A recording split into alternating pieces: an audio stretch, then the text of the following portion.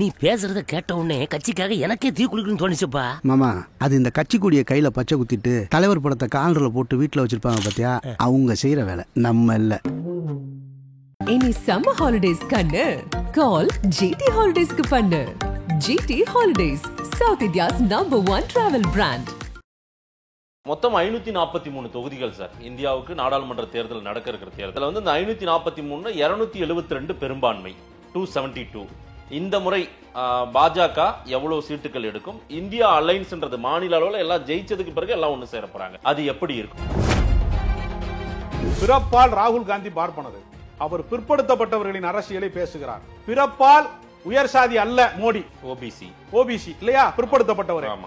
அவர் உயர் சாதி நலன்களுக்கான விஷயங்களை வந்து அந்த ஜாதிவாரி கணக்கெடுப்பு போன்ற பிற்படுத்தப்பட்ட ஒரு அரசியலை ரிஜெக்ட் பண்றாரு, நிராகரிக்கிறார்.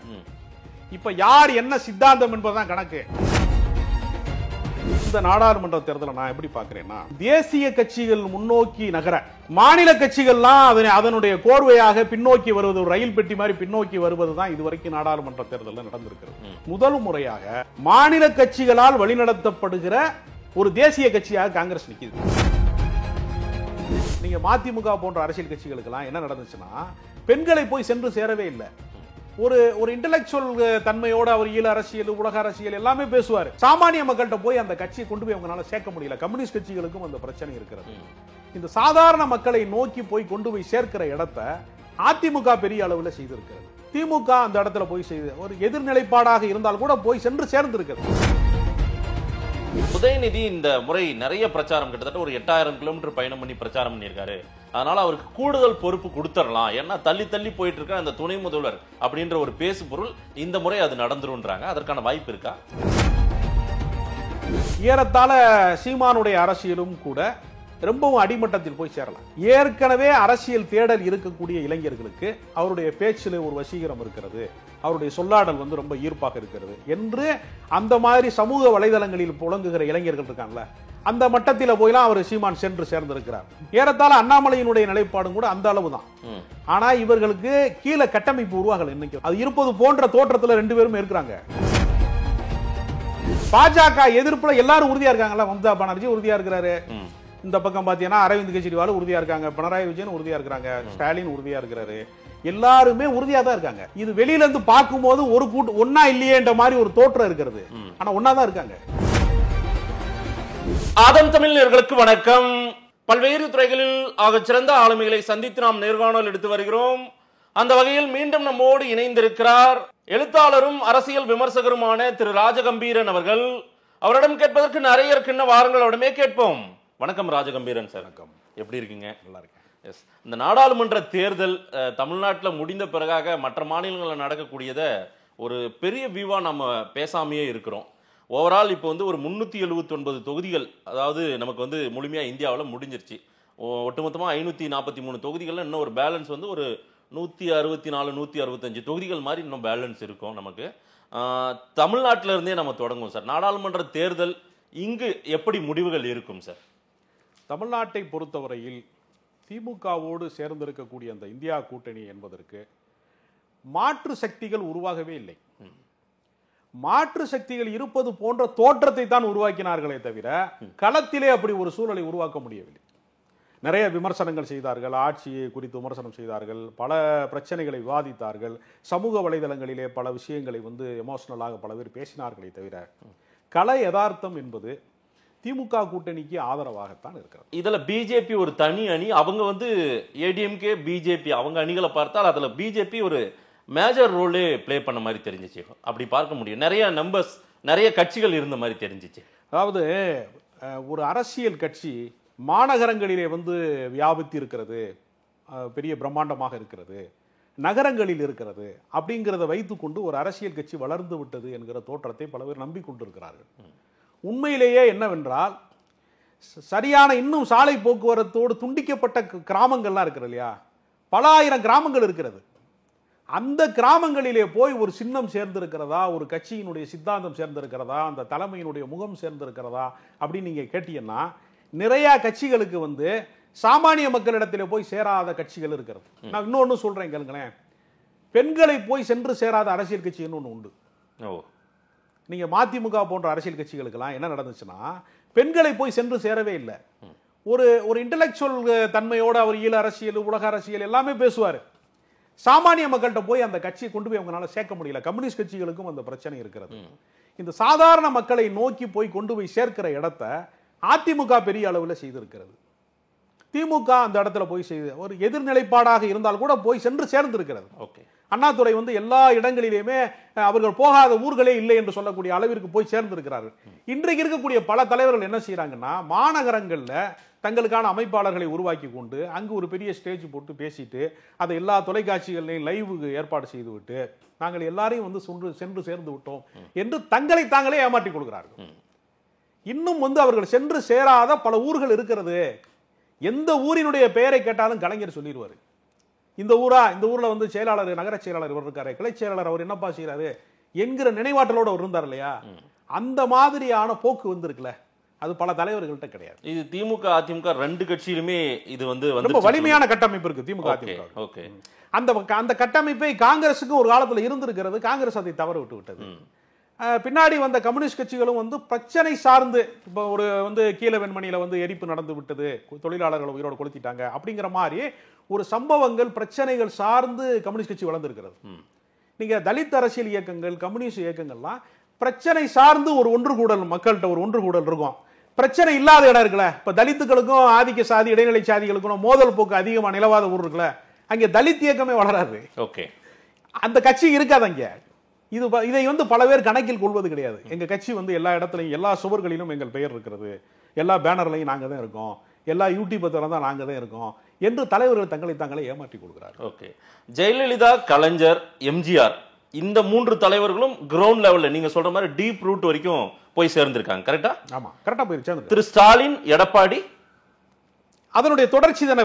இவங்க தனியா ஒரு கட்சியை நிறுவனம் செய்தவர்கள் இல்ல. புதிதாக ஒரு கட்சியை தொடங்கி இருந்தால் நீங்க இந்த கேள்வியை கேட்கலாம். இது திமுக அதிமுகவுக்கு பொருந்தாது, அவங்க போய் டீப் ரூட்ல இருக்காங்க. ஓரளவிற்கு தேமுதிக சென்று சேர்ந்தது. விஜயகாந்த் இருந்த போது, ஆக்டிவா இருந்த போது தேமுதிகவிற்கு சாதாரண கிராமங்களில் கிளைக்கழகம் இருந்ததை நான் பார்த்தேன். அதற்கு காரணம் மன்றம்ங்கிற கட்டமைப்பை விஜயகாந்த் அவர்கள் ரொம்ப வலிமையாக கட்டமைத்திருந்தார். அதனாலதான் அவங்க உள்ளாட்சி தேர்தலை முதல்ல அவங்க ஒரு ட்ரையல் பார்த்தாங்க பாருங்க. உள்ளாட்சி தேர்தலிலே பெரிய அளவிலே தேமுதிக வெற்றி பெற்ற பின்புதான் கட்சி ஆரம்பிக்கலாங்கிற நம்பிக்கைக்கு விஜயகாந்த் வந்தார். ஓகே, அது அவருக்கு அந்த மூன்றாவது இடம் ஒன்று இருந்தது. நாம் தமிழர் கட்சி, பிஜேபி, சீமான், அண்ணாமலை அது எந்தெந்த மட்டம் வரைக்கும் போய் சேர்ந்திருக்கு சார்? ஏறத்தாழ சீமானுடைய அரசியலும் கூட ரொம்பவும் அடிமட்டத்தில் போய் சேரல. ஓகே, ஏற்கனவே அரசியல் தேடல் இருக்கக்கூடிய இளைஞர்களுக்கு அவருடைய பேச்சில் ஒரு வசீகரம் இருக்கிறது, அவருடைய சொல்லாடல் ரொம்ப ஈர்ப்பாக இருக்கிறது என்று அந்த மாதிரி சமூக வலைதளங்களில் புழங்குகிற இளைஞர்கள் இருக்காங்கல்ல, அந்த மட்டத்தில் போயெல்லாம் அவர் சீமான் சென்று சேர்ந்திருக்கிறார். ஏறத்தாழ அண்ணாமலையினுடைய நிலைப்பாடும் கூட அந்த அளவு தான். ஆனா இவர்களுக்கு கீழே கட்டமைப்பு உருவாகல இன்னைக்கு வரைக்கும். அது இருப்பது போன்ற தோற்றத்தில் ரெண்டு பேரும் இருக்கிறாங்க. நான் சீமானோடு பயணித்திருக்கிறேன். நான் அடிப்படையில் நானும் ஒரு திரைப்படத்துறை சார்ந்தவன் என்கிற முறையிலையும் அவரோட நீண்ட பயணம் எனக்கு உண்டு. அவரை நான் ஒரு 20 ஆண்டுகளுக்கு மேலாக நட்போடு பழகியிருக்கேன். கட்சி போய் கீழே சேரல. கிரவுண்ட் சாதாரண மக்களிடத்துல போய் அந்த கட்சி இன்னும் சென்று சேரல. அது ஒரு குறிப்பிட்ட லெவலுக்கு மேல இருக்கக்கூடிய, அதாவது ஒரு கட்சி ஊராட்சியில் இருக்காது, பேரூராட்சியில் இருக்காது, நகர்ப்புறங்கள்ல இருக்கும். இதைத்தான் நான் சொல்றேன். இந்த எண்ணிக்கையில அவங்க இருக்க மாட்டாங்க. இப்ப எல்லாருமே தினசரி தொலைக்காட்சி செய்தி பார்க்கிறவர்களாவோ, செய்தி பத்திரிகையில் படிக்கிறவர்களாவோ, சமூக வலைதளத்தில் ஆக்டிவாக அக்கௌண்ட் வச்சிருக்கிறவங்களாவோ, ஃபேஸ்புக்ல இருக்கிறவங்களாவோ, யூடியூப் தினசரி பார்க்கிறவங்களா எல்லாருமே இருக்காங்க. நீங்க நம்புறீங்களா? இல்ல. ஒரு 8 கோடி பேர் இருக்காங்கன்னா 1 கோடி பேர் தான் அப்படி இருப்பாங்க.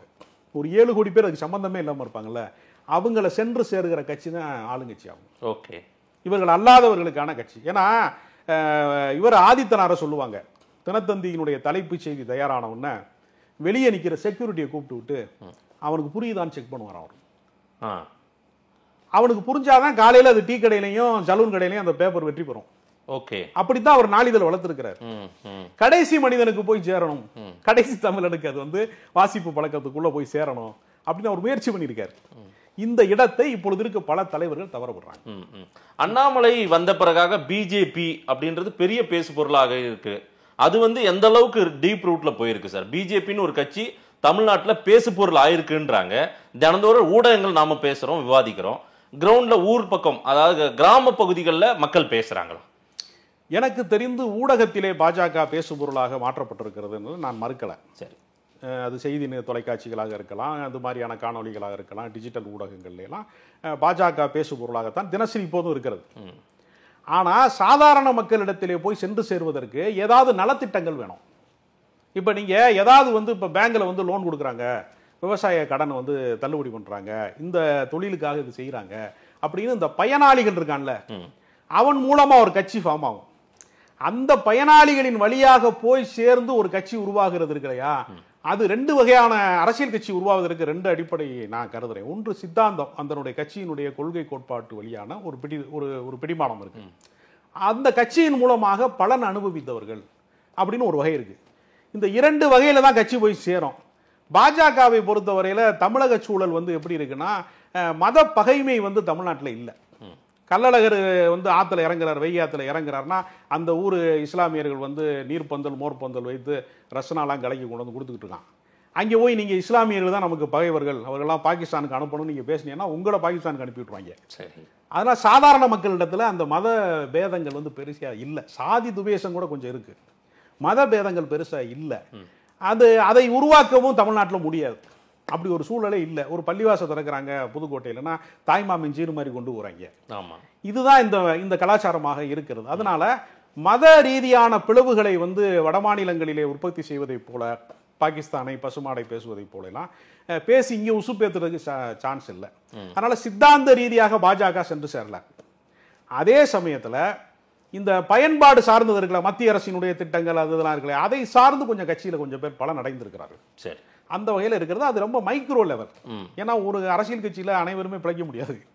இப்போ திமுக இருக்குன்னு வச்சுங்களேன், திமுக வச்சு அதிகபட்சம் போனால் ஒரு 500 குடும்பம் பிழைக்கலாம். மிச்சமெல்லாம் அது வேடிக்கை தான் பார்க்க முடியும். 1 கோடி தொண்டர்கள் இருக்கான்னு சொன்னாங்க எல்லா கட்சியிலையும், வெற்றி பெற்ற கட்சியில் 1 கோடி பேருக்கு அந்த கட்சியில் பயனாளியாக இருக்க முடியாது. அந்த கட்சியை ஒரு உணர்வுபூர்வமாக அணுகலாம், அதுக்கு மேலே அதை எதையும் அனுபவிக்க முடியும். இல்லை சார், 10 ஆண்டுகள் மோடி ஆட்சி, பிஜேபி ஆட்சி, இன்னமும் பிஜேபி கிரவுண்ட்ல இல்ல, தமிழ்நாட்டுல இல்ல, இந்திய அளவுல இருக்கக்கூடிய பிஜேபி தமிழ்நாட்டுல போய் சேரல அப்படின்றீங்களா? நிச்சயமா சேரல. மோடின்ற ஒரு பேர் நான் சொல்றது, நான் ஊடகத்தினுடைய தளத்துல இருந்து பார்த்தா சென்று சேர்ந்தது போல தெரிகிறது. நான் அப்படி இருந்து பார்க்கல. சாதாரண கடைக்கோடி கிராமங்கள்ல இருந்து இந்த கட்சியை பார்த்தீங்கன்னா சென்று சேரல. ஓகே, இந்த இடத்துல நான் எந்த இடத்துல இப்ப நான் உதாரணம் சொல்றேனே, விபி சிங் அவர்கள் பிரதமராக இருந்தபோது தமிழ்நாட்டிலே ஜனதாதளம் என்கிற கட்சிக்கு பல நிர்வாக கட்டமைப்பு உருவாச்சிங்க. நம்ப முடியுதா? அந்த காலகட்டத்தில் நிறைய பேர் ஜனதாதளத்துல மதுரையில ஜான் மோசஸ் ஒருத்தர் ஜனதாதளத்துடைய மாநில பொதுச் செயலாளர். அவர் தினசரி அந்த வேலை செஞ்சுக்கிட்டே இருப்பார். நிறைய கட்டமைப்பு கிராமப்புறங்கள் பூரா கூட்டங்கள் போட்டாங்க. அவர் பிரதமர் பதவியை விட்டு போயிட்டாரு. அந்த கட்சியை அந்த மெயின்டைன் பண்றதுக்கு தேசிய தலைமையில என்ன சிக்கல் வரும்னா, நீங்க ஒரு ஆளை ஃபாலோ பண்ணிட்டே இருப்பீங்க. இப்போ ஒரு உதாரணத்துக்கு அண்ணாமலை ஒருத்தர் ஃபாலோ பண்ணிட்டே இருக்கான்னு வச்சுங்க, டக்குன்னு அண்ணாமலை மாநில தலைவர் கிடையாது, வேற ஆளை போட்டாங்கன்னு வச்சுக்கோங்களேன், அந்த ஃபாலோவர்ஸ் எங்கே போவான்? அவ்வளவுதான். இந்த பிரச்சனை பாஜக மட்டும் இருக்குன்னு நான் சொல்லல. இப்ப KS அழகிரியை பின்பற்றியவர்கள் இருப்பான், அவரை வச்சு கட்சியில பொறுப்பு வாங்கியிருப்பான், அவர் ஃபாலோவராகவே இருப்பான், அவரை வச்சு கூட்டம் போடுவான், அவரை வச்சு எல்லாம் வேலை பார்த்துக்கிட்டே இருப்பான். திடீர்னு செல்வ பெருந்தகை வந்துடுவார். இந்த தேசிய கட்சிகள் இருக்கிற மாபெரும் பிரச்சனை என்னன்னா, யாரை ஃபாலோ பண்றோம்னு தெரியாது. ஓகே, இப்ப நீங்க மாநில கட்சியில அது கிடையாது. மாவட்ட செயலாளராக இவர் தான் இருப்பாரு, இல்ல அவருக்கு போட்டியா இன்னொரு ஆள் இருப்பாரு, இவரை மாத்தினா அவர் இருப்பாரு, அவ்வளவுதான். நீங்க ரொம்ப தூரம் போக முடியாது. ஐயா பக்கத்துல தான் ஆள் இருக்கும். நீங்க டெல்லிக்கு நீங்க படையெடுத்து போக முடியாதுல்ல. ஒவ்வொரு முறையும் போய் நீங்கள் தண்ணியில விளக்கம் கொடுத்து இந்த கட்சியில இவர் சரியில்லை அவர் சரியில்லை புகார் கொடுக்க அங்கே போகணும். ஆமா, நீங்க பிளைட் ஏறி போயிட்டு வந்தீங்கன்னு வச்சுங்க, சில நேரம் பிளைட் காசு வீணா போயிரும்ல, அது நடக்காமலும் போயிரும்ல. இவர் தான் தலைவரா செல்லகுமார் வர போறாருன்னு சொல்லிட்டே இருப்பான். இந்த பக்கம் ஜோதிமணி வர போறாரும்பா, ஜோதிமணிக்கு ஒரு அணி இருக்கும், செல்லகுமாருக்கு ஒரு அணி இருக்கான், நடுவுல செல்வ பெருந்தகை வந்துருவாரு. இப்ப மத்தவனுக்கு எல்லாம் அரசியல்ல என்ன ஆகும் அப்படின்னா, நம்பகத்தன்மை இருக்காது. அந்த அணியில இருந்து வர்றாருன்னு வச்சுங்களேன், இவன் நம்ப மாட்டான். இது தேசிய கட்சிகளுக்கு இருக்கக்கூடிய பெரிய இடர்பாடு. இதை நான் பாஜகவுக்கு இருக்குன்னு நான் சொல்லல, எல்லா தேசிய கட்சிக்கும் இருக்கு, கம்யூனிஸ்ட் கட்சி கூட இருக்குது. நீங்க சிபிஎம்க்கு ஜி ராமகிருஷ்ணன் தலைவராக இருப்பாரு, டக்குனு கே பாலகிருஷ்ணன் வந்துருவார். நீ ஃபாலோவர் பண்ண முடியாது. ஓகே, அந்த சித்தாந்தத்தை ஃபாலோ பண்ணா உண்டே தவிர தனிநபர்கள் மூலமாக செல்வாக்கு பெறுவது அப்படிங்கிற இடத்தை தேசிய கட்சிகள்ல பெற முடியாது. அதனாலதான் தேசிய கட்சிகள்ல கூடி கலைஞ்சுக்கிட்டே இருப்பான், நினைக்க மாட்டான். நான் பக்கா டிஎம்கே பக்கா ஏடிஎம்கே சொல்றாங்க பாருங்க, அது நீங்க தேசிய கட்சியில சொல்ல முடியாது. ரைட்.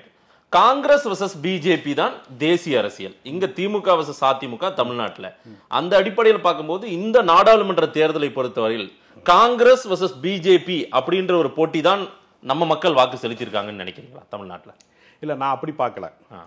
மாநில உரிமைகள் வந்து எடப்பாடி பழனிசாமி காலகட்டத்தில் பெரிய அளவில் மாநில உரிமைகள் வந்து நசுக்கப்பட்டு விட்டது. இங்கே இருக்கக்கூடியவர்களுக்கு வந்து டிஎன்பிசி எக்ஸாமாக இருக்கலாம், நீட் தேர்வாக இருக்கலாம், பல விஷயங்களில் மாநில உரிமை என்பது வந்து நமக்கு போதுமானதாக இல்லை. ஒரு எய்ம்ஸ் மருத்துவமனை கட்டுமானம் செய்யாமல் விட்டதாக இருக்கலாம்.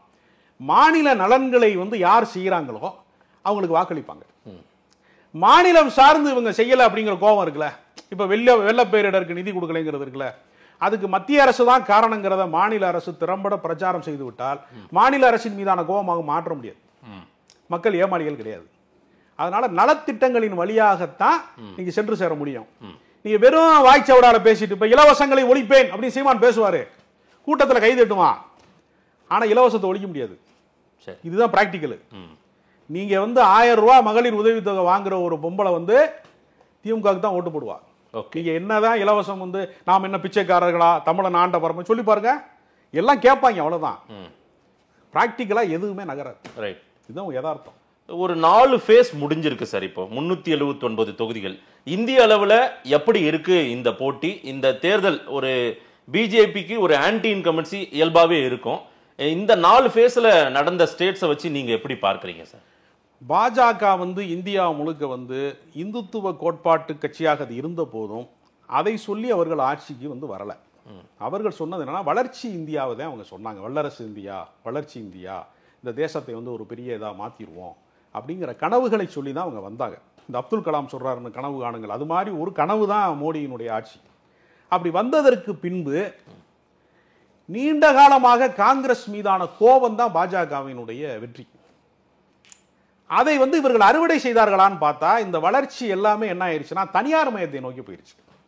அது கார்ப்பரேட் நிறுவனங்களுக்கான வளர்ச்சியாக அது மாறிவிட்டது. நீங்க சின்ன சின்ன தொழில்களில் கூட நீங்க பார்த்தீங்கன்னா, நீங்க சாதாரணமா ஒருத்தர் வந்து பால் வியாபாரம் பார்க்குற ஒரு ஆளு அவர் தான் டீ கடை வைப்பாருன்னு நம்ம கேள்விப்பட்டிருக்கோம். இப்போ பார்த்தீங்கன்னா அதுவே ஒரு கார்ப்பரேட் சர்க்கிளில் ஒரு இதில் வந்துருச்சு. நாங்கள் கொண்டு வந்து நாங்கள் கொடுக்குற பாலில் தான் நீங்கள் டீ போடணும்னு சொல்கிறாங்க. அதுக்கு வேற வேற பேர் வச்சுருக்காங்க. ஒரு பிராண்ட் நேம் கிரியேட் பண்ணி நாங்கள் சொல்கிற ஆளுக்கு தான் நீங்கள் வந்து இப்படி தான் பண்ணணும் நீ அப்படின்னு சொல்லி பெரிய பெரிய இதாக வச்சுருக்கான். எல்லாவற்றிலையுமே தனியார் மயத்தினுடைய ரொம்ப ஒரு அசுர வளர்ச்சி இருக்குல்ல, அது சாமானிய மக்களினுடைய வாழ்வாதாரத்துக்கு எதிரானது. அதனால கார்ப்பரேட்டினுடைய வளர்ச்சியை தேசத்தின் வளர்ச்சியாக பாஜக சொல்லி பார்க்குது. அது எடுபடலைங்கிறது என்னுடைய கருத்து. ஏன்னா தனி மனிதனுடைய வருமானம் வந்து வீழ்ச்சி அடைந்திருக்கிறது.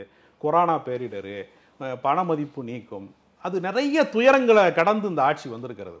அதனால இவங்க திரும்ப திரும்ப போன முறை அந்த புல்வாமா தாக்குதல் கிடைச்சிச்சு அவங்களுக்கு ஒரு அதை காட்டி தேசபக்தியை காட்டி ஒரு ஓட்டு போடுங்கன்னு சொன்னாங்க. எல்லாவற்றையும் நம்பிட்டாங்க மக்கள். இனி நம்புறதுக்கு ஒன்றும் இல்லை. அதனாலதான் அவங்களே அவங்க தேர்தல் அறிக்கையை பற்றியே பேசாம காங்கிரஸ் தேர்தல் அறிக்கையை பற்றி பேசுறது, உங்க தாலியை அத்து கொண்டு போய் இன்னொரு இடத்துல கொடுத்துருவாங்கன்னு பேசுறது, எருவு மாட்டை ஓட்டி கொண்டு அங்கே விட்டுருவாங்கிறது, எல்லாம் இந்த கீழ்த்தரமான அந்த அவர்கள் தகுதிக்கு கீழான பேச்சுக்களை அவங்க பேச ஆரம்பிச்சாங்கல்ல, அது அவர்களுடைய பதட்டத்தை காட்டுகிறது. ஓகே, ஏன்னா அவங்க திடீர்னு பாருங்க ஒரு வேட்பாளரை தூக்கிட்டு போய் அவங்க கட்சியில சேர்த்துக்கிறாங்க. காங்கிரஸ் வேட்பாளர் கடைசி நேரத்தில் வேட்புமனு முடிகிற நேரத்தில் போய் அவன் கொலை வழக்கு இருக்கான் ஏற்கனவே, அவனை கொண்டு வந்து டப்புன்னு புனிதமானவனா இருக்கானேன்னு சொல்லி கட்சியில சேர்த்துக்கிறாங்க பாஜக. இங்கிட்டு ஒரு வேட்பாளர் தூக்கி கொண்டு கோவால வச்சுக்கிறாங்க. கடைசி நேரத்தில் வேட்பாளரை இல்லை அண்ணா போஸ்ட் சூரத்தில் வந்துருச்சு அப்படின்னு சொல்றாங்க. இந்தூர்ல வந்து ஆள் மாறிட்டாங்கிறாங்க. காந்தி நகர்ல அமித்ஷா போட்டிடுற தொகுதியில வந்து ஒரு 25 பேரை வாபஸ் வாங்க வைக்கிறாங்க. இதெல்லாம் வந்து அவர்களுக்கு வந்து ஜனநாயக ரீதியாக மக்கள்கிட்ட பெரிய வரவேற்பு இருக்கிற காலகட்டம் என்று சொல்வது உண்மையாக இருந்தால் இதெல்லாம் நடந்திருக்காதே. ஆனா 400ன்ற ஒரு இலக்கை வச்சுக்கிட்டு பயணிக்கிறாங்கல்ல, 400 ஜெயிச்சிருவோம் அப்படின்றாங்களா? இருக்கிறதே 543, அதுல 400 சீட்டு பிஜேபி வந்துருன்றாங்கல்ல. கனவு காண்பதற்கு எல்லாத்துக்கும் உரிமை இருக்கிறது, அவங்க யார் வேணாலும் சொல்லலாம். ஆனா இப்ப நான் என்ன பாக்குறேன்னா, இந்த நாடாளுமன்ற தேர்தலை நான் எப்படி பாக்குறேன்னா, தேசிய கட்சிகள் முன்னோக்கி நகர மாநில கட்சிகள்லாம் அதனுடைய கோர்வையாக பின்னோக்கி வருவது, ஒரு ரயில் பெட்டி மாதிரி பின்னோக்கி வருவது தான் இதுவரைக்கும் நாடாளுமன்ற தேர்தலில் நடந்திருக்கிறது.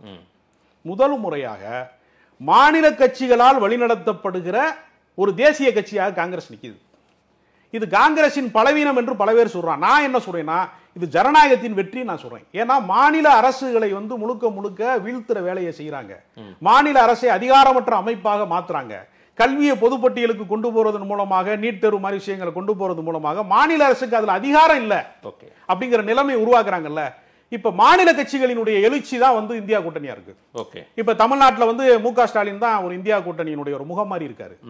அதே மாதிரி பாருங்க, நீங்க வந்து அந்த பகுதியில் பார்த்தீங்கன்னா அகிலேஷ் யாதவ், ஒவ்வொரு இடத்துலையும் வேற வேற, மம்தா பானர்ஜி, அரவிந்த் கெஜ்ரிவால் இப்ப சிறையில இருந்து வெளியே வந்து கர்ஜிக்கிறாரு, பினராயி விஜயன், ஒவ்வொரு மாநிலத்திலையும் தனிப்பெரும் ஆளுமை மிக்கவர்கள்லாம் இருக்காங்கல்ல, அவங்க அந்த கூட்டணியை வழி நடத்துறாங்க. இது ஒட்டுமொத்தமா ஒரே மாலை மாதிரி இல்லையே தவிர, கதம்ப மாலையாக கட்டப்பட்டிருக்கே தவிர, பல வண்ணங்கள் கொண்ட வானவில்லா இது இருக்கே தவிர, ஒரே வானவில் தான் பார்வையில பல வண்ணங்களா இருக்கு, கதம்ப மாலையா கட்டியிருக்காங்க. இல்ல சார், கம்பார்ட்மெண்ட்ஸ், எல்லா கம்பார்ட்மெண்ட்ஸும் இப்ப இன்ஜினா மாறி இருக்கு அப்படின்றது உங்களுடைய வாதம். நான் அப்படி புரிஞ்சுக்கிறேன் ஒரு ட்ரெயின் பார்க்கும்போது. ஆனால் பிஜேபி நாங்க தான் இன்ஜின் அப்படின்றாங்க, நாங்க தான் எல்லாத்தையும் வழிநடத்த போறோம் அப்படின்றாங்க. இல்ல அது இந்த பக்கம் இந்த கம்பார்ட்மெண்ட்ஸ் எல்லாம் முன்னாதான் பயணிக்க போகுதுன்னா, நாங்க தேர்தலுக்கு பிறகு எல்லாம் ஒண்ணு சேர்ந்து இணைந்து இந்த ட்ரெயின் ஓடும் அப்படின்றாங்க. ஆனா இப்போ வரைக்கும் இது இணையவே இல்லை, எல்லாம் பிரிஞ்சு பிரிஞ்சு ஒரே தொகுதியில போட்டி, எதிர் போட்டிகளை கூட அதை வந்து ஒரு எதிர்நிலைப்பாடா பார்க்க வேண்டிய அவசியம் இல்லை. இப்ப பினராயி விஜயன் வந்து இப்ப சிபிஎம் இருக்கு கேரளால, சிபிஎம்க்கு எம்பி வரணும்னு எதிர்பார்ப்பாங்களா, காங்கிரஸ் தலைமை வைக்கிறது அப்படிங்கறக்கா காங்கிரஸுக்கு எம்பி வரணும்னு எதிர்பார்ப்பாங்களா? சிபிஎம் அவங்க தான் ஜெயிக்கணும்னு நினைப்பாங்கல்ல. ஆமா, தமிழ்நாட்டிலே எடுத்துக்கங்க, திமுக அதிக தொகுதியில் நிக்குதா, காங்கிரஸ் அதிக தொகுதியில் நிக்குதா? திமுக தான் நிக்குதுல. இப்ப திமுகவுடைய எம்பிக்கள் அதிகமானா மந்திரி சபையில போய் நாளைக்கு இடம் கேட்பாங்க, முக்கிய பொறுப்புகள் எங்களுக்கு தான் வேணும்னு கேட்க முடியும். ஓகே, அப்ப எதிர்ப்பு உறுதியா இருக்காங்க. பாஜக இந்த தேர்தல் என்ன, மோடி வேணுமா வேணாமா, பாஜக வேணுமா வேணாமா, இதான தேர்தல். ஆமா, பாஜக எதிர்ப்புல எல்லாரும் உறுதியா இருக்காங்கல்ல. மம்தா பானர்ஜி உறுதியா இருக்கிறாரு, இந்த பக்கம் பாத்தீங்கன்னா அரவிந்த் கெஜ்ரிவால் உறுதியா இருக்காங்க, பினராயி விஜயன் உறுதியா இருக்காங்க, ஸ்டாலின் உறுதியா இருக்கிறாரு, எல்லாருமே உறுதியா தான் இருக்காங்க. இது வெளியில இருந்து பார்க்கும்போது ஒரு ஒன்னா இல்லையேன்ற மாதிரி ஒரு தோற்றம் இருக்கிறது, ஆனா ஒன்னாதான் இருக்காங்க. அதனுடைய ரிசல்ட்டை வந்து அவங்க என்ன பண்ணுவாங்கன்னா பகிர்ந்து கொள்ள போறாங்க. ஓகே, அதிக எம்பிக்கள் வர வச்சு அந்தந்த மாநிலத்தினுடைய தட்பவெப்பம், பொலிட்டிக்கல் கிளைமேட் சேஞ்ச் ஆகிட்டு இருக்கும் போது அது வந்து மோடி எதிர்ப்பு அலையை அவங்க உருவாக்கி, அதன் மூலமாக நாடாளுமன்ற உறுப்பினர்கள் எண்ணிக்கை கூடுதலாக இருக்கும் போது அவரவருக்கான ஷேர் அவங்க பிரிச்சுக்குவாங்க. என்னை பொறுத்தவரை இது ஜனநாயகத்தினுடைய வெற்றி, ஒற்றை கட்சியினுடைய ஆட்சி, ஒரே ஒரு தலைவர் தான் வந்து பிரதமரா வருவாரு என்று சொல்வதன் வந்து சர்வாதிகாரத்தினுடைய ஒரு போக்கு தான் அது. அதனால ஜனநாயகத்தின் போக்கு இல்லை. நான் ஒரு வரலாற்று சம்பவம் சொல்றேன். காமராஜர் அவர்கள் ஒரு கல்லூரி மாணவரால் தோற்கடிக்கப்படுகிறார், அவர் சொந்த தொகுதியில் சீனிவாசனால. அப்ப காமராஜர் மீது பற்று கொண்டிருக்கிறவர்கள் சொல்றாங்க, ஐயா உங்களையே தோற்கடிச்சிட்டாங்களே அப்படின்னு காமராஜர் சொல்றாங்க. காமராஜர் ரொம்ப அழகா அதை சொன்னாரு. ஒரு மிகப்பெரிய விடுதலை போராட்ட காலத்தில் இருந்து தொடர்ச்சியாக மக்கள் பணி செய்த ஒருவனை, ஒரு மிகப்பெரிய காங்கிரஸ் பேரியக்கத்திற்கு ஒரு தலைமை பொறுப்பில் இருக்கிற ஒருவனை சாதாரண கல்லூரி மாணவன் தோற்கடிக்க முடியும் என்றால் அது ஜனநாயகம் வென்று விட்டதுன்னாரு அவர். காமராஜர் தோற்று விட்டார் என்று சொல்லாதே, ஜனநாயகம் வென்று விட்டதுனாரு. இதே தான் நான் இந்தியா கூட்டணிக்கு சொல்றேன். இந்த தேசிய கட்சி வந்து மாநில கட்சிக்கு பின்னால் நிற்கிற இந்த இடம் ஜனநாயகத்தினுடைய வெற்றி. சரி, இவ்வளவு காலமாக தேசிய கட்சி நம்ம மீது அழுத்தம் கொடுத்துக்கிட்டே இருக்கான். அவன் தான் எல்லாத்தையும் கச்சத்தீவை கொடுக்கும் போது கலைஞருடைய ஒப்பம் பெற்று கொடுக்கலவன், இவருடைய ஒப்புதலோட கொடுக்கல, இவருக்கு அதிகாரம் இல்ல. பழிய தூக்கி இப்பயும் சொல்றான், கருணாநிதி கச்சத்தீவை கொடுத்தாங்க, கொடுக்கிற அதிகாரம் அவருக்கு இல்ல. ஈழ போராட்டத்தை தடுப்பதற்கான அதிகாரம் கருணாநிதிக்கு இல்ல. உண்மை அதுதானே, படை நடத்துகிற அதிகாரம் ராணுவம் இவர் கண்ட்ரோல். அதிகபட்சம் அந்த எதிர்ப்பின் வலிமையை தெரிவிக்க அவரு ராஜினாமா பண்ணிருக்கலாம். ராஜினாமா அதிகாரம் தான் முக்கியம். அவர் என்ன செஞ்சுட்டாருனாங்க, ஏற்கனவே ஈழத்தமிழர்களுக்காக அவர் பல முறை ஆட்சியை பறி கொடுத்துட்டாரு. அந்த போராட்டத்தை தமிழ்நாட்டில் கட்டுமானம் செய்தவரே கலைஞர் தான். ஏற்கனவே அவருடைய அரசு ராஜீவ்காந்தி காலத்துல இருந்து பல முறை அவர் பலி கொடுத்துட்டாரு. அவரை மறுபடியும் பலிபீடத்துல போய் நின்னுன்னு சொல்லிட்டே இருக்கான். அதனால அவர் என்ன பண்ணிட்டாரு, அந்த நேரத்தில் அவர் அப்படி முடிவு எடுக்காம விட்டாரு. அது வரலாற்று பிழையாக இருக்கலாம். ஆனால் அதை தாண்டி திமுக தான் மொழி உணர்வை தட்டி எழுப்பி இருக்கிறது. ஈழத்தமிழர் பிரச்சனை குறித்து அதிகமான உரையாடலை தமிழ்நாட்டில் நிகழ்த்தி இருக்கிறதுன்னு அவர்களுக்கு நிறைய ரெண்டு பக்கம் இருக்கிற அரசியல் கட்சி. ஒரு அரசியல் கட்சியை நீங்க ஒற்றை முகமா பார்க்க முடியாது. நீங்க அந்த ஈழ போராட்டத்தின் இறுதி காட்சியை மட்டுமே வைத்துக்கொண்டு கருணாநிதி துரோகி நாம் தமிழர் கட்சி சொல்லலாம். அதற்கு முந்தைய வரலாறு யாரு, மொழி போராட்டத்தை நடத்தியவர்கள் யாரு, இந்திய எதிர்ப்பு போராட்டத்தை நடத்தியவர்கள் யாரு, அதுக்கு தீக்குளிச்சவன் யாரு, அதை வந்து இந்தியை வந்து தமிழ்நாட்டுக்கு இன்று வரை நடைமுறைக்குள்ள கொண்டு வர விடமாட்டோம் என்று சொன்ன இருமொழி கொள்கையை கொண்டு வந்தது யாரு, தமிழ்நாடுன்னு பேர் வச்சது யாருன்னு நீண்ட வரலாறு இருக்குல்ல. நீங்க ஒரே ஒரு போர்ஷன் எடுத்து வச்சுக்கிட்டு இதுதான் வந்து இந்த யானையை பார்த்த குருடை கதை சொல்லுவான்ல, ஒருத்தன் சாட்டையை பிடிச்சி பின்னாடி இருக்கிற வாழை பிடிச்சி பார்த்துட்டு இதுதான் யானைன்னு சொல்றது இருக்கு இல்லையா, அது ஒரு சரியான பார்வை இல்லை. சரி, இப்ப இந்த 4 ஃபேஸ்ல இந்தியா கூட்டணி, அதாவது நீங்க சொல்றது இந்த மாநில கட்சிகள் எல்லாம் சேர்ந்து ஒரு தேசிய கட்சி பயணத்தை நம்பி பயணிக்காமல் தனித்தனியா பயணிச்சுட்டு இருக்காங்களே, அதுல மோடி எதிர்ப்புல வாக்குகளை அறுவடை செய்ய ஆரம்பிச்சிட்டாங்கன்னு பாக்கல. என்னன்னா ராகுல் காந்தி செய்த ஆகப்பெரிய அரசியல் என்னன்னா, ஜாதிவாரி கணக்கெடுப்பை கொண்டு வர வேண்டும்னு அவர் பேசினார்ல, பிற்படுத்தப்பட்டோருடைய அரசியல் இருக்குல்ல, அவர்கள் வந்து அரசியல் அதிகாரத்தையே அடைய முடியாதவர்களாக பிற்படுத்தப்பட்டவர்கள் இருக்கிறாங்க. நாடாளுமன்றத்தில் பிரதமர் அலுவலகத்தில் வந்து 98 பேர் வேலை பார்த்தா 4 பேர் தான் பிற்படுத்தப்பட்டவன் அதில் இருக்கான் என்பது போன்ற தகவல்கள் இருக்கலாம். உச்ச நீதிமன்றமாக இருக்கலாம், ஊடக தலைமையாக இருக்கலாம், திரைப்படத்துறை மாதிரியான பெரிய கலை வடிவங்களா, எல்லா துறைகளிலேயுமே வந்து உயர் சாதியினுடைய ஆதிக்கம் இருக்கிறது. பிற்படுத்தப்பட்டவர்களுக்கு, ஒடுக்கப்பட்டவர்களுக்கு அதுல வந்து பெரிய பங்கு இல்லை அப்படிங்கிறத வெட்ட வெளிச்சமாக்குற இந்த ஜாதிவாரி கணக்கெடுப்பு வேண்டும்னு சொன்னார்ல, பிற்படுத்தப்பட்டவருடைய அரசியலை தன் பக்கம் வந்து ராகுல் காந்தி நகர்த்திட்டார். ஓகே, அதுதான் வந்து பாஜகவின் பலமே. பிற்படுத்தப்பட்டவர்களை அவர்கள் வந்து உயர் சாதி இந்துக்களுக்காக வேலை செய்கிறோம் என்று நம்ப வைக்காம, இது அனைவருக்கு அனைத்து இந்துக்களுக்குமானது என்று நம்ப வைப்பதுல தான் பாஜக இவ்வளவு நாள் பவனி வந்திருக்கு. அதை உருவிட்டார், அந்த நடுச்செங்கலை அவர் உருவிட்டார் ராகுல் காந்தி. மற்ற செங்கல்லாம் விழுக ஆரம்பிக்குது. அதனால பிற்படுத்தப்பட்ட ஒரு அரசியல் மீது அவர் எப்பொழுது கை வைத்தாரோ அப்பதுல இருந்தே அவங்க பாகிஸ்தான் பாகிஸ்தான் கத்திக்கிட்டே இருக்காங்க. ராகுல் காந்தி பிரதமராக வரணும் யாரோ ஒரு முன்னாள் அமைச்சர் ட்வீட் பண்ணியிருக்கிறாரு, உடனே பாகிஸ்தானை விரும்புது. பாகிஸ்தான் மீது படையெடுத்தது யாருடைய ஆட்சியில? காங்கிரஸ் ஆட்சியில தானங்க படையெடுத்தான். பாகிஸ்தான் என்கிற நாட்டை இரண்டாக பிளந்து பங்களாதேஷ் ஒரு நாட்டை உருவாக்குனது இந்திய ராணுவத்தை அனுப்பியது இந்திரா காந்தியே. அந்த நாட்டை, பகை நாட்டை சூறையாடியதெல்லாம் காங்கிரஸ் கட்சிக்காரன் செஞ்சது. உயிர் தியாகம் பண்ணது காங்கிரஸ் கட்சிக்காரன். நீ லாகூருக்கு பஸ் விட்டாளுங்க. நீங்க அத்வானி பிறந்த ஊர் எங்க இருக்கு? இந்தியாவில இருக்கு. குடியுரிமை திருத்த சட்டம் சரியா வேலை செஞ்சுன்னா அத்வானியை நீங்க பாகிஸ்தானுக்கு தான் அனுப்பணும், இஸ்லாமியர் அனுப்ப முடியாது. அத்வானி கராச்சியில தான் இருக்கணும், இங்க இருக்க கூடாது. ஒரு குடியுரிமை திருத்த சட்டப்படி, சட்டத்தின்படி நான் சொல்றேன். அப்ப இவங்க பேசுற இந்த வாய்ஜாலம் இருக்குல்ல, இது பிற்படுத்தப்பட்ட ஒரு அரசியல் எப்பொழுது தேன்கூட்டில் கை வச்சுட்டாருங்க. அதனால இவர்கள் அரசியல் தலைகீழ் மாற்றத்துக்காக நார்த் சவுத்தா பிரிச்சு மோடியும் சில நேரங்களில் பேசுறாரு. நானுமே அப்படியே கொண்டு போகணும்னு நினைக்கிறேன். நார்த்ல அவங்களுக்கு சாதகமா இருக்கிற மாதிரி தானே தெரியுது பிஜேபிக்கு. பல மாநிலங்கள் அவங்களுக்கு சாதகமா இருக்கிற, குறிப்பா நாடாளுமன்றத்தில் பெரிய அளவுக்கு எம்பிக்கள் போக போறதே யூபி ரூட்ல இருந்து தான். யூபி ரூட்ல இருந்து நம்ம வரோம் அப்படின்னா உத்தரப்பிரதேச ரூட்ல இருந்து 80 எம்பிக்கள் போறாங்க. சோ தீர்மானிக்க போறதே அதிகமா அதுவா தான் இருக்கும். அப்படி பார்த்தால் யூபியிலே பிஜேபி ரொம்ப ஸ்ட்ராங்கா இருக்காங்கல்ல, யோகி ஆதித்யநாத் அப்படி ஒரு தோற்றத்தை உருவாக்குறாங்க. ஆனா உண்மை என்னன்னா, அகிலேஷ் யாதவ் போன்றவர்கள்லாம் பிற்படுத்தப்பட்ட ஒரு அரசியல் குறித்து அவங்க தீவிரமா களமாடிக்கிட்டு இருக்காங்க. இப்ப அரசியல் சூழ்நிலை மாறுகிறது. எப்பொழுதுமே ஆளுங்கட்சியா இருக்கிறவங்களுக்கு கண்ணு கட்டிய தூரம் வரைக்கும் எதிரிகளே இல்லை என்கிற தோற்றத்தை கூட இருக்கிறவங்க உருவாக்கி தருவாங்க. இங்க அதிகார போதைங்கிறது ரொம்ப மோசமானது. அதை வைத்துக் கொண்டு அவர்கள் பேசுறாங்க. பிற்படுத்தப்பட்ட ஒரு அரசியல் குறித்து நான் என்ன கேட்கிறேன்னா, நீங்க திரும்ப திரும்ப ராமர் கோயிலை காட்டிக்கிட்டே வந்து பெரும்பான்மை இந்துக்கள் ஓட்டு போடுங்கன்னு சொன்னீங்கன்னா, அந்த பெரும்பான்மை இந்துக்கள் உயிரோடு வாழ்வதற்கான ஜீவாதாரம், வாழ்வாதாரம் வேணுமா வேணாமா? அவனுக்கான அடிப்படை பிரச்சனை. நீங்க அத்தியாவசிய பொருட்கள் மேல வரி விதிப்பு போடுறீங்க, ஜிஎஸ்டியை போடுறீங்க, சிறு தொழில் குறுந்தொழில் பூரா அழிஞ்சுக்கிட்டே இருக்கு. திருப்பூர் போனா தென் மாவட்டத்துக்காரெல்லாம் சொல்லுவான், தொழில் அழிஞ்சு போச்சுன்னா திருப்பூருக்கு போனா பொழைச்சுக்கலான்னு. திருப்பூர்ல வந்து பனியன் ஏற்றுமதி வந்து குறைந்து விட்டது. பங்களாதேஷ்ல இருந்து இறக்குமதி பண்றான். பங்களாதேஷ் என்ன இந்து நாடாது? இஸ்லாமிய நாடு தானே.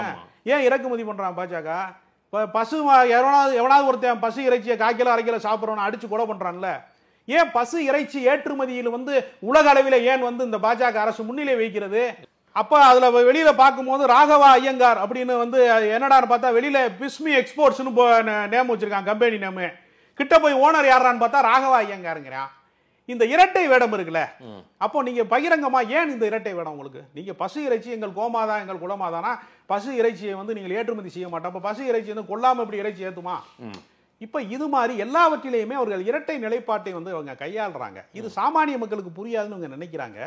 ஆனா சாமானிய மக்களுக்கு உடனே புரியாது. கெட்டிக்காரன் முழுக்க 8 நாளைக்கு 8 நாள் முடிஞ்சிருச்சுன்னு நினைக்கிறேன் பாஜகவுக்கு. மோடி இமேஜ்ன்றது இந்த தேர்தலில் பெரிய அளவுக்கு ஒரு பெரிய ப்ரொபகண்டாவை கொண்டு போறாங்க. மோடி தான் எல்லாமும் அப்படின்னு கொண்டு போறாங்க. அது நார்த்ல எந்த மாதிரி இருக்கிறது, சவுத்துல நடந்து முடிந்த தேர்தலில் எப்படி இருந்தது சார்? சவுத்துக்கு நார்த்துக்குள்ள வித்தியாசத்தை அண்ணல் அம்பேத்கர் இருந்தே நான் தொடங்குறேன். அண்ணல் அம்பேத்கர் சொல்றாரு, தென்னிந்தியாவில் இருக்கிறவர்கள் எப்போதுமே கொஞ்சம் முற்போக்கு சிந்தனையில் முன்னோடிகளாக இருக்கிறார்கள், வட இந்தியர்கள் பின்தங்கி இருக்கிறார்கள் என்று அண்ணல் அம்பேத்கர் பதிவு செய்திருக்கிறார். அதுக்காக வட இந்தியர்களுக்கு எப்பொழுதுமே விவரம் தெரியாதுங்கிற அர்த்தம் அல்ல.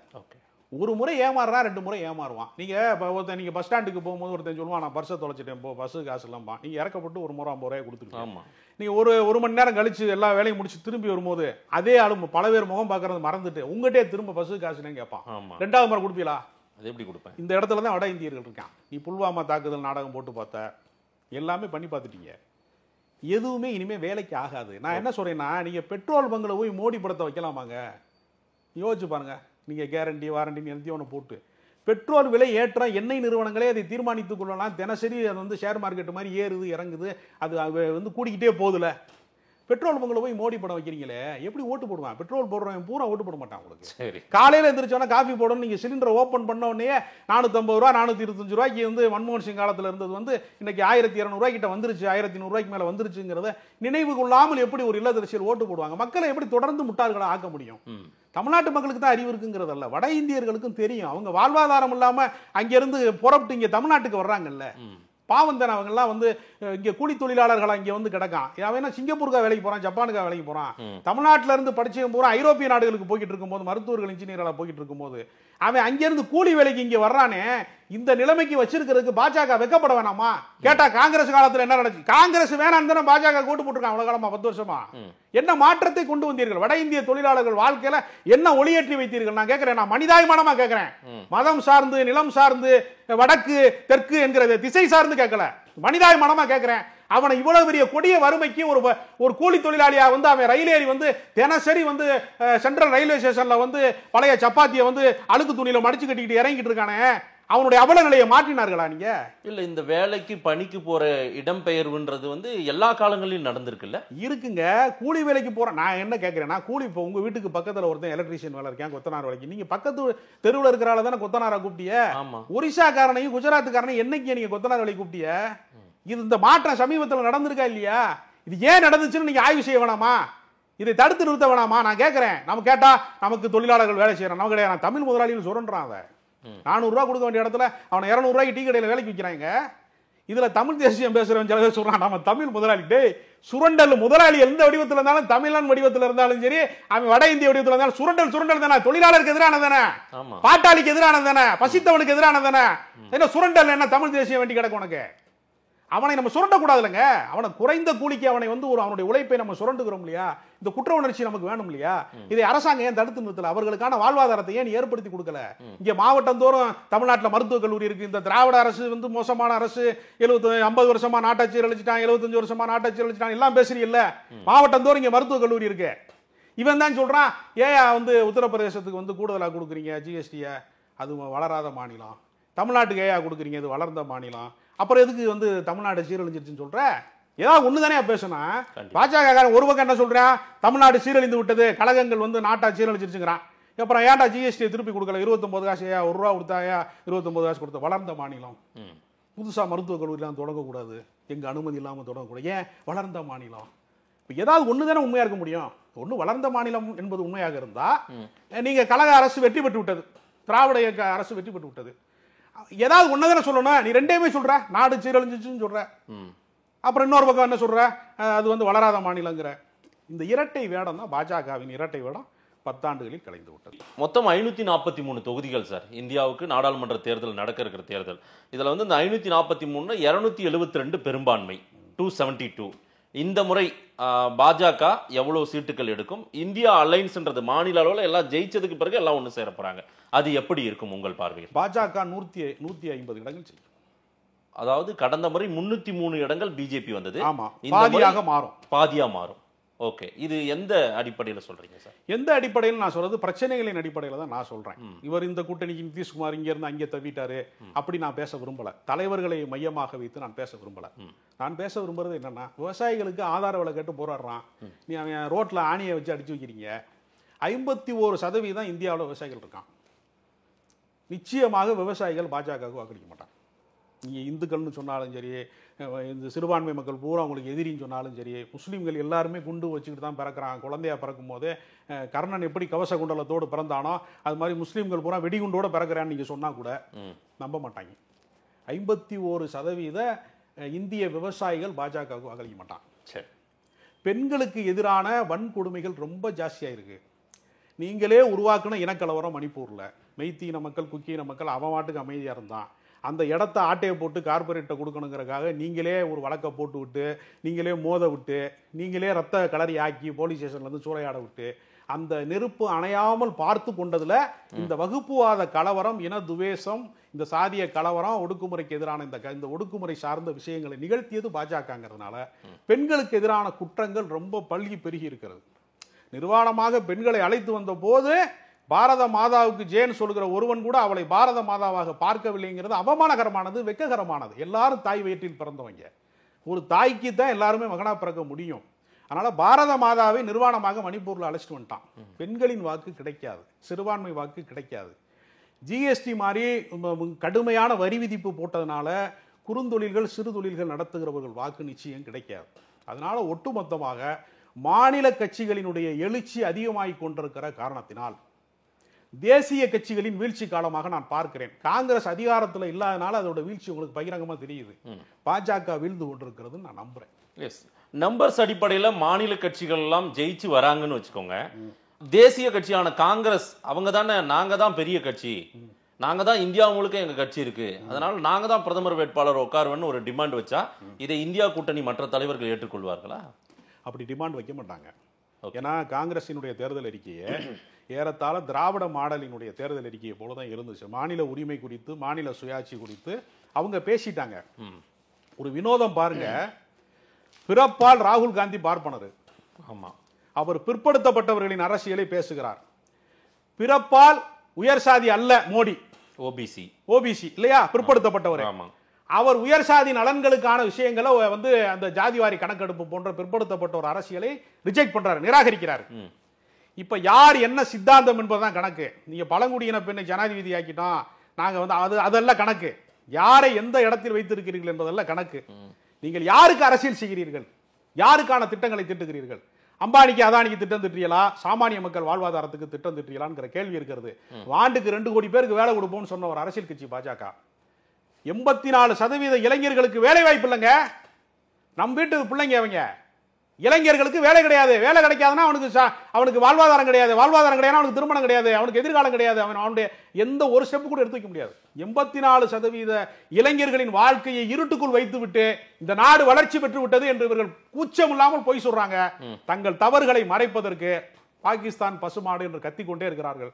பாகிஸ்தானும் இவர்களை திரும்பி பார்க்காது, பசுமாடும் திரும்பி பார்க்காது, எந்த எரும மாடும் களவு போகாது. பாஜக இந்த முறை களவு போயிடும்.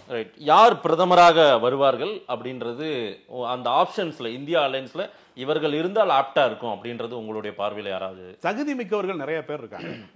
மல்லிகார்ஜுன கார்கே கூட பிரதமருக்கு தகுதியானவர் தான். பினராயி விஜயன் கூட தகுதியானவர் தான்.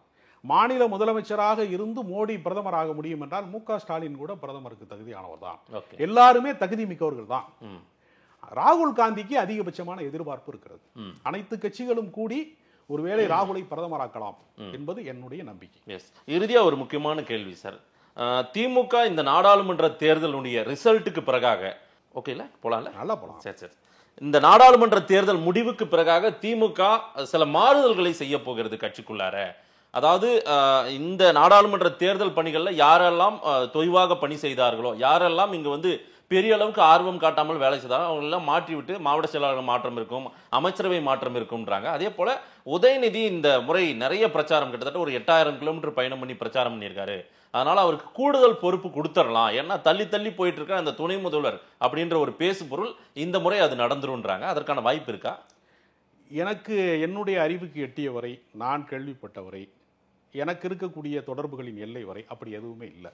ஓகே, மாவட்ட செயலாளர்கள் ஒழுங்காக தேர்தலில் பணிபுரிய வேண்டும் என்பதற்காக எச்சரிக்கைக்காக தான் சில பேரை மாற்றி விடுவோம் என்று சொல்வார்களே தவிர, திமுகவிலே வந்து மாவட்ட செயலாளர்கள் மாற்றுவதெல்லாம் எளிதான காரியமே இல்லை. ஒவ்வொருத்தரும் ஒரு சிற்றரசர்கள், யாரையும் மாற்ற முடியாது எளிதில். ஒன்று, உதயநிதிக்கு துணை முதல்வர் கொடுக்க மாட்டாங்க. ஓகே, ஒருவேளை கட்சி பொறுப்பில் வேண்டுமானால் முதன்மை பொறுப்புகளுக்கு கொண்டு வருவார்களே தவிர திமுகவை வந்து அவ்வளவு வேகமாக பாய்ச்சலாக ஒரு பதவிக்குள்ளே கொண்டு வர மாட்டார்கள். ஓகே, ஏனென்றால் ஸ்டாலின் வந்து போன, நீங்கள் ஸ்டாலினுடைய வரலாற்றை திரும்பி பார்த்தாலே அவர் இந்த இடத்துக்கு வருவதற்கு நிறைய படிநிலைகளை திமுகவை உருவாக்கியது. அவரை மேயராக்குனாங்க, அப்புறம் அமைச்சராக்குனாங்க, ஒவ்வொன்றா கொண்டு வந்தாங்க. அவரை இளைஞரணியிலிருந்து அப்படி வரிசையாக கொண்டு வந்தாங்க. அந்த படிநிலை உதயநிதிக்கும் உண்டு என்று தான் நம்புகிறேனே தவிர, அவர் அப்படி திடீர் பாய்ச்சலாகலாம் வந்து இந்த அதிமுகவில் சடார்னு ஒருத்தருக்கு பதவி கொடுக்குறாங்கல்ல, அந்த ஸ்டைல திமுக பின்பற்றது. ரைட், நிறைய விஷயங்கள் சார். இந்த நாடாளுமன்ற தேர்தல் முடிவுன்றது எப்படி இருக்கும் அப்படின்றதையும் நீங்க சொல்லியிருக்கீங்க. மக்கள் என்ன சொல்றாங்கன்னு பார்க்கலாம். நேரில் வந்து நேரம் கொடுத்து பேசுறதுக்கு நன்றி ராஜகம்பீரன் சார்.